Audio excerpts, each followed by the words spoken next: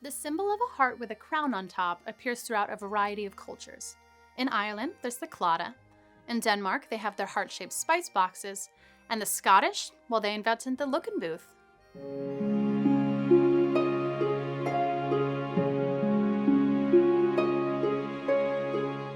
Luckenbooth brooches are traditional Scottish pins given as love tokens by young men to their betrothals on the day of their weddings.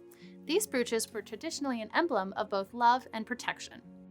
Luckenbooth brooches feature a heart or two intertwined hearts adorned with a crown and various embellishments, typically made of silver and sometimes engraved or set with stones. The crown is a representation of loyalty, and the heart or hearts represent love. Some versions of the Luckenbooth are set with St. Andrew's cross, others with thistle, the national flower of Scotland.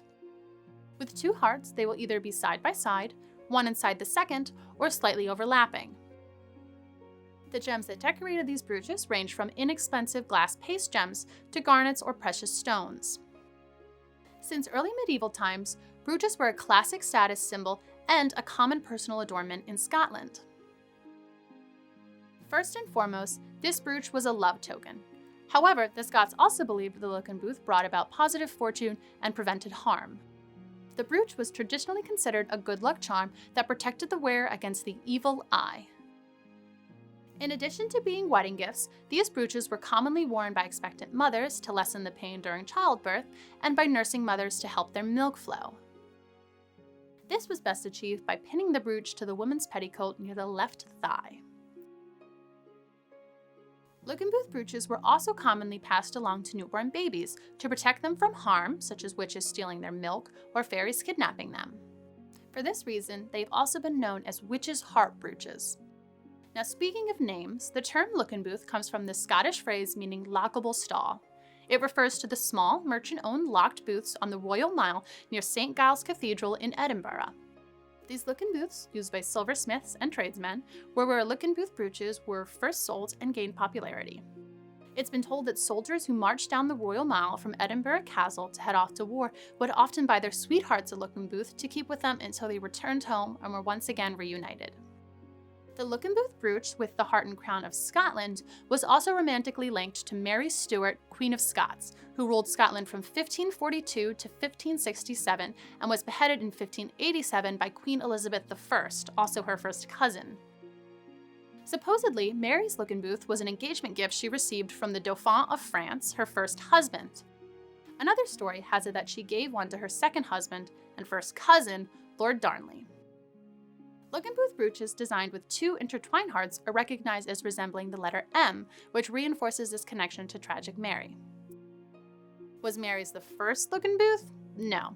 The earliest heart-shaped brooch in Scotland is dated back to 1503. However, it was not until the 17th century that the love tokens really became popular. At the time, the brooches were relatively small and simple. Over the next couple of centuries, the pins grew in size, designs became more elaborate, and inscriptions were added to the back, such as biblical references, the couple's initials, or the date of their wedding. Luckenbooth brooches eventually spread across the Atlantic from Scotland as a result of the silver trade. By the mid-18th century, silver Luckenbooth tokens were heavily traded to the indigenous peoples of North America. As a result, the Iroquois tribe developed their own variation of the Luckenbooth brooch, known as the Iroquois brooch, that became a staple among 18th century and 19th century Native American clothing. Though these brooches are not as common as they once were, they're still highly emblematic of Scottish culture today and readily available.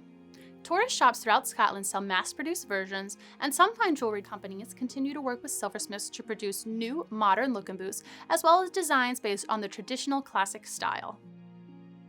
The brooches remain popular gifts among newlyweds and sweethearts of Scottish descent in both Canada and the United States, as well as New Zealand and Australia.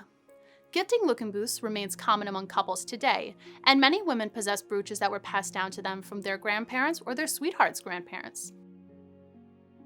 Through all the centuries that have passed, this romantic and endearing Scottish symbol is still a treasured heirloom, representative of enduring love and protection.